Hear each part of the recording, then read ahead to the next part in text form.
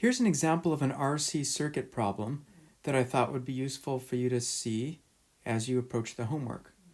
The question is, how long will it take for the voltage across the resistor here to reach 3.7 volts? And you could also think of the fact that the voltage across the resistor is the same as the voltage across the capacitor. Don't forget that in these circuits where you only have two elements, they're going to have the same voltage drop across them. Now initially, the voltage across the capacitor, and for that matter, across the resistor, is going to be 10 volts. So let's plug in what we know. Here's the equation.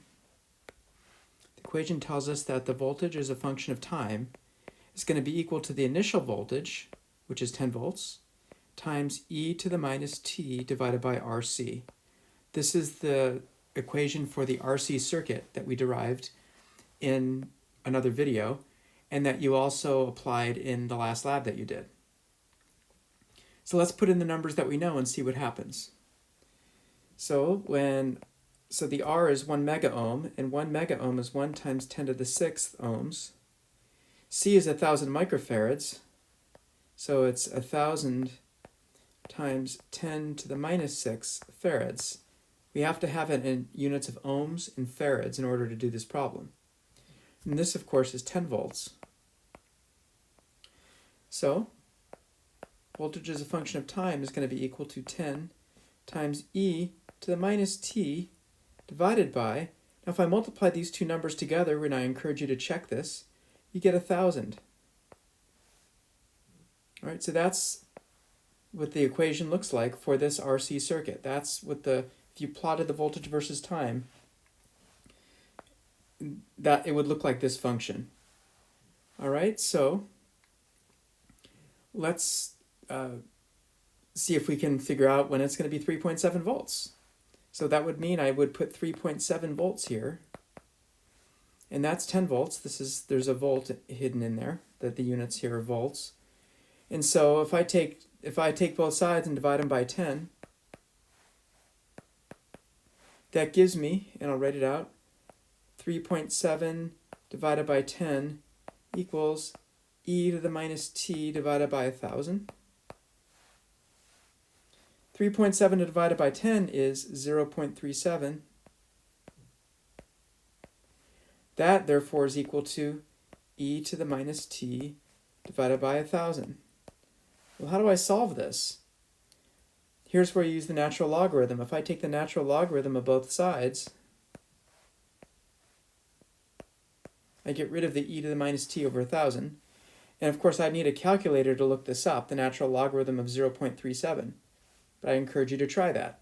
Look it up on a calculator, and what you'll get is this, I think, that it's minus 1. That should strike you as interesting.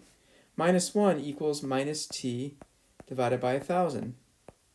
So if I solve this problem, I can multiply both sides by negative 1, then multiply both sides by 1,000. T is equal to 1,000 seconds.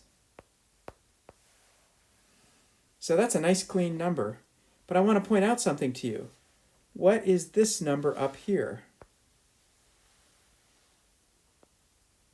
Wow, that's 1,000. Isn't that interesting? That my time is 1,000 seconds and my R times my C is equal to 1,000. And I just want to say that's not a coincidence. So the moral of this is, the question that you might have asked, and you might have been asking since the lab, is why did I pick this strange voltage, 3.7 volts, which is about 37%? Basically, when V of t is equal to 37%, that happens when t equals R times C. All right, so that's why 37% is actually 36.8% or something like that. I rounded to 37%. But that's why it's such a useful number. If you just take your resistance and multiply it times your capacitance, you're going to end up with the time it takes for the voltage to get 37% of what it was at the start. If it was 5 volts at the start, it would be 37% of 5 volts rather than 37% of 10 volts after the time of 1,000 seconds in this case. All right, so that's all I'm going to say about this example. We'll do a couple more examples with RC circuits to help firm these concepts down. And I'll pick one that isn't 37%. You can still solve it. It's just really easy to solve it when it's 37% that you're interested in.